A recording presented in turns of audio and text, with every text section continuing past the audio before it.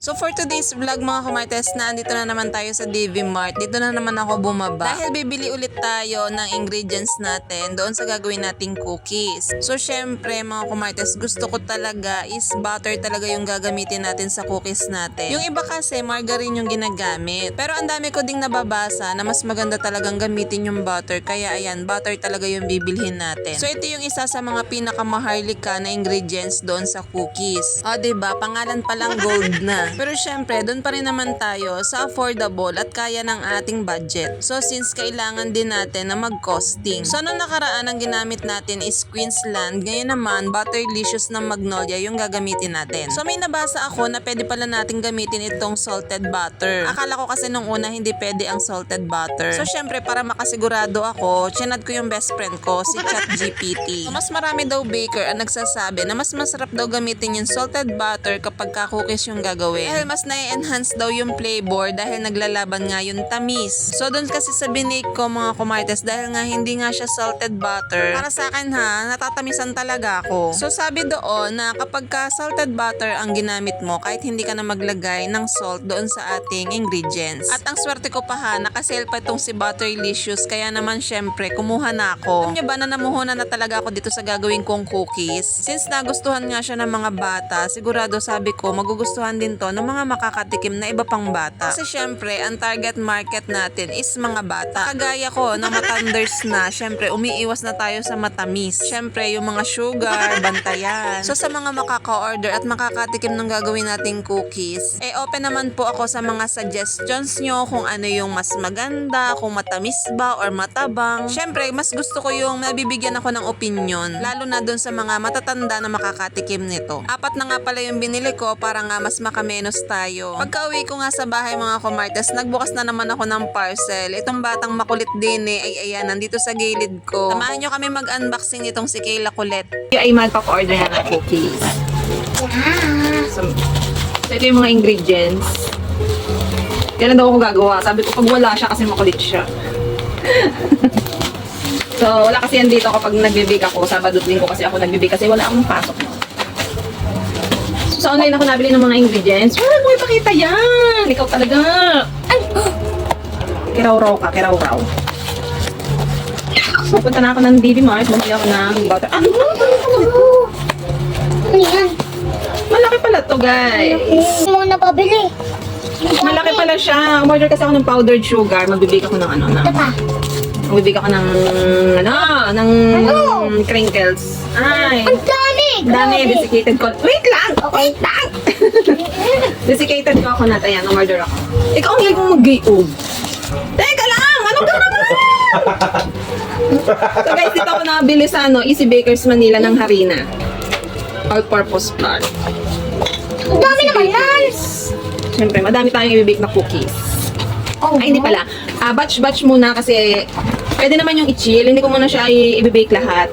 Kumbaga, titingnan pa lang natin kung may order kasi yung iba ibibigay ko kay ate. Siyang mag-ano. Hindi ko naman kakayanin lahat mag-bake ng madami. 2, So, tingnan natin kung papatok. Diba? 5. So, ikaw maingay. So, nag-costing na ako, mga kumartes. So, yung iba nagre-request ng maliit lang. Kasi sobrang laki nga naman nung na-bake ko. So, nung nag-costing, pwede ko siyang ibenta ng 40 pesos sa 50 grams. Yung kalahati nung binake ko. Malaki din naman yung 50 grams mga kumartes, para din siyang kapalad. 40 pesos okay na siya. So, sulit naman, masarap. So, ayan. Dito kayo umorder ng ng harina. So, mga mura lang yung harina sa kanila sa Bakers Manila. Easy Bakers Manila. So, ang in-order ko is 3 kilo na. Tapos, yun. 5 3 yan? kilo na. Tapos, meron tayong desiccated coconut. Ano to? Powdered sugar to. Kaya bumili ako sa DB Mart ng mga lagayan ng mga ng mga container kasi paglalagyan ko ng mga to. Pero parang hindi to kakasya. Parang maliit yung nabili kong container. So, mas kailangan ko ng mas malaki pang container. So, ito naman yung plastic na gagamitin natin. Actually, talagang namuhunan na tayo sa pagbibake natin ng cookies ha. Talagang namuhunan na si Kumartes. Kasi nag-order na ako ng mga pang-packaging, mga thank you sticker. Ito naman, yung gusto ko kada isang cookies may packaging. Ang hirap talaga ng unboxing. Ang hirap talaga ng unboxing. Umorder ako ng mga plastic. Ay, dali. Ay, ang cute! Ang cute! Kasyang-kasya to sa 50 grams. Ang ganda, may design na siya, oh. 100 pieces. Ito, ang dami-dami to. na ito. Ang ganda. Ang liit, itong laki. Ito, pang ano to, pang giant cookies. Ah, giant cookies. Paglagay, ito, ano to? Ang ganda. Ito naman sakto to dun sa 50 grams. Ang cute. Ah, cute. Ang cute. Nandito na Ang ganda. Ganda. Ang ganda. Ang ganda. So, ayan guys. Ayan, pang ano to, pwedeng, tawag dito, hindi lang cookies ang pwedeng ilagay dito, pwedeng mga crackers. So, ang Yan. dami na ito. Maubos kaya namin to? O, bigay ka. May load na ang wifi?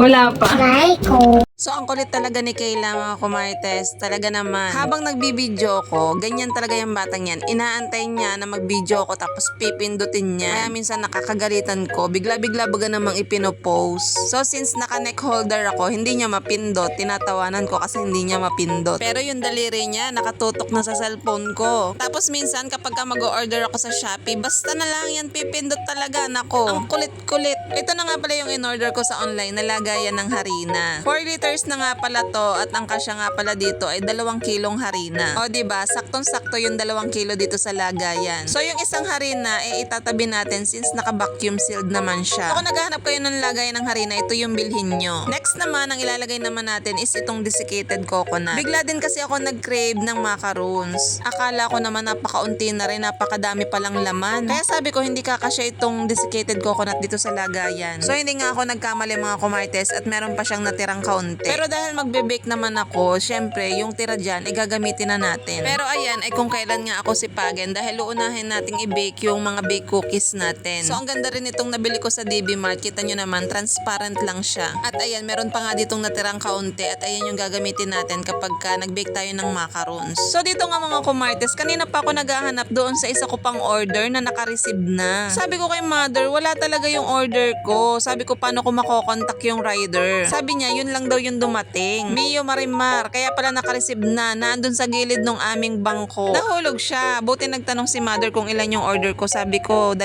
lang yung binuksan ko. Sabi niya, hindi, 3 yun. Kaya ayun, nagharapan kami kanina. So ito nga pala yung gagamitin ko sa pagsisild ng ating mga cookies para ma-maintain natin yung crunchiness at saka yung chewiness niya. O, diba? Talagang invest kung invest yan. Syempre, pagkakakitaan to, no? Syempre, kailangan presentable at masisiyahan naman yung ating mga customer. So meron din ako mga in-order na plastic kagaya nito. Hindi ko alam kung ano pa yung ilalagay ko dyan. Bahala na. So ang priority ko muna ngayon yung ating cookies. Kailangan talaga sa panahon ngayon ay mag-isip ka ng extra income. Lagi kong sinasabi kay Lord na gabayan niya ako kung ano yung landas na gusto niya para sa akin. Eh sa totoo nga lang, hanggang ngayon nag-iisip ako bakit ako napapunta sa pagbablog eh. Pero hindi ko naman karir to. So hindi ko pa alam ang sagot, pero lahat yan may purpose. So malay natin, baka dito pala ako yumaman sa pagbebenta ng cookies. So sa ngayon, wala lang, ine-enjoy ko lang kung ano yung mga ginagawa ko. So wag tayo magpaka-stress sa mga ginagawa natin. Yun lang muna. Thank you for watching. Bye!